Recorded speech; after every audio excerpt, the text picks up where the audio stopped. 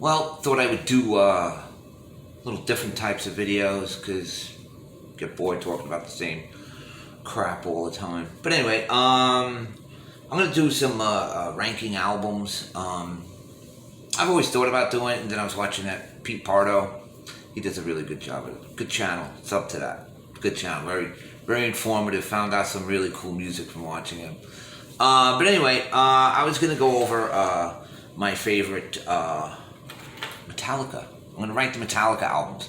Just the studio albums. I'm not doing the EPs like Jump in the Fire, Creeping Death EP, Garage Days. I'm not doing the Garage Days Revisited album, which is really good. Metallica and Symphony, nope. I'm not doing the second, just not bothering with that. I think Death Magnetic had an EP, so I'm not going to mess with that. Okay, so I'm just going to list the albums I have. The last one being Saint Anger, which I don't have. I have listened to it. Didn't really care for it. Very questionable production. Nothing really jumps out at you as memorable. Okay, so now I'm moving to the, what was that? That would have been 1, 2, 3, 4, 5, 6, 7, 8. That would have been number 10. So number 9 is this. Reload. This is a companion piece to the Load album, released in, I think it was 97. There's some good songs on here. Fuel, Memory Remains, they had Unforgiven 2. This is more of Metallica trying to go a bit grunge. But not a bad album. I liked it. It's good. It's like almost, they should have released it as a double album, but they didn't. Next up, at number 8, I have Death Magnetic album. This has got some really good songs on it too. Broken, Beaten, Scarred is a really, really good song. Cyanide's really good. The Day That Never Comes, that's more along the veins of the Black Album. The cover is really cool too. It's like a coffin, and then you have the lyric sheet inside. Definitely, it's kind of cool packaging. I liked it. So that was pretty cool. That's number 8. Number 8. Okay, next up we have now my Cause Continent. Mind you, this is just my opinion. So, my opinion. Feel free to chime in what your top scenarios are. Your ranking, that's cool. And Justice for All.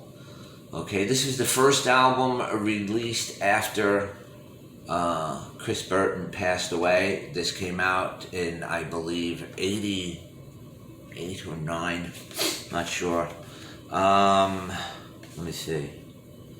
This is a reissue, so I think it was 88. I mean, they had Garage Days Revisited. That was the first album with Jason Newsted. But here we go. That's number 7. Okay. Now we got number 6. This is Metallica returning after a long absence between records. They put this out in 2016. Double album. Nice package. Lots of good songs. Maybe a little too overlong. Single album, it would have definitely jumped up, but there's a lot of hard. Atlas Rise, Moth to Flame. I really like those songs. They were the big radio songs, so to speak. But once again, Am I Sad? Here Comes the Revenge. Murder One. That's pretty good. Spit Out the Bone. That's another really good one that I happen to like. There you go. Hardwired to Self-Destruct. Okay. Now we're going down to the top 5. Okay. Here we go. Master of Puppets. Master of Puppets. This was released in 1986. This was the last album with Cliff Burton. Even though on Justice for All, I think there was a Cliff Burton track on there. I don't think it had any of his bass playing.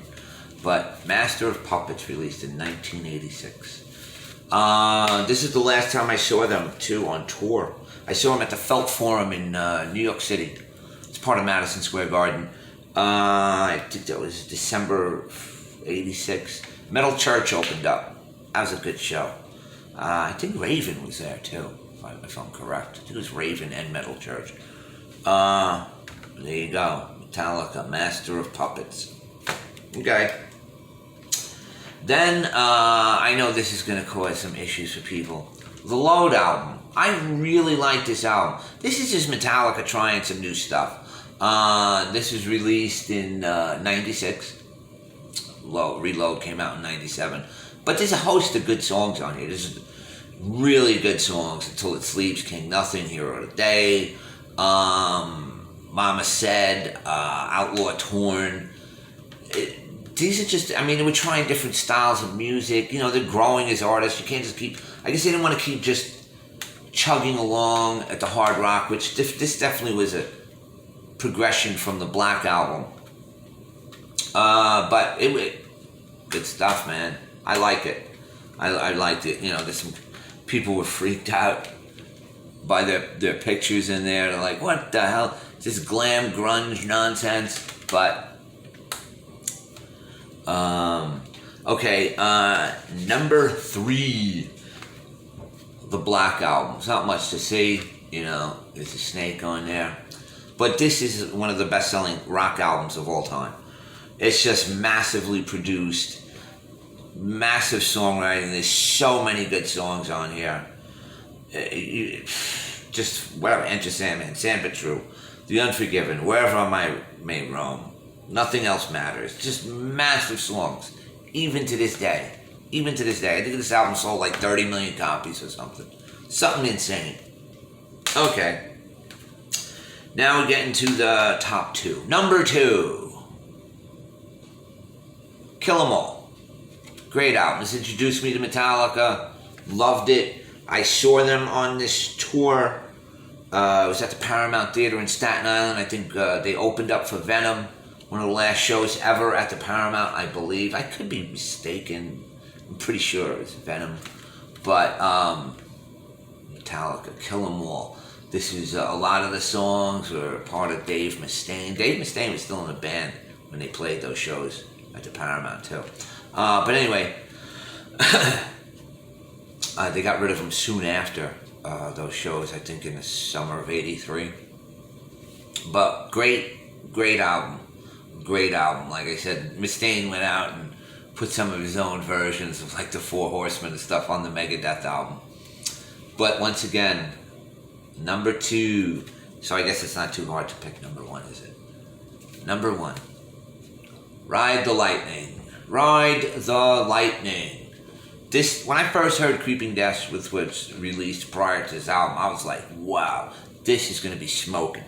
I saw them on this tour also. I saw them at L'Amour's in Brooklyn, which was a great show. It was with Wasp and Armored Saint. Wow, that was a fantastic show. I think it was cold then too. It was January of '85. But love this album. You know, there's so many good songs. And this is where they just stepped it up to another level with this album. This is a masterpiece. All their albums are really good, but this stands out for me. Ride the Lightning. There you go. So feel free to comment, chew me out for my rankings or whatever you want to do. I think I'm going to do The Cult next. One of my all-time favorite bands. But we'll see. That could change. That could change at a moment's notice. So comment below. Let me know if there's other things, how I did it or mucked it up. Peace.